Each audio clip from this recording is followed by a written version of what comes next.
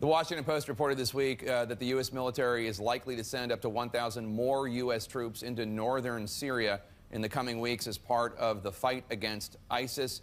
You are a veteran and have served on the Armed Services Committee. Do you support sending these additional troops? Jake, I'll review what Secretary Mattis and General Votel of Central Command recommend, as I'm sure President Trump is doing so. I don't think we ought to set arbitrary troop caps.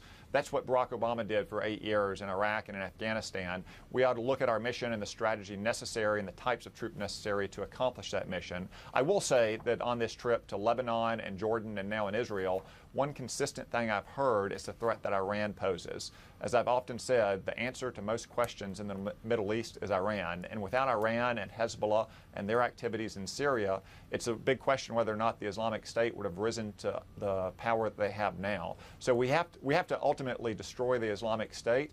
But if we don't roll back Iran's gains throughout the region, we're not going to have stability and we're not going to defend U.S. interests to the degree that we should.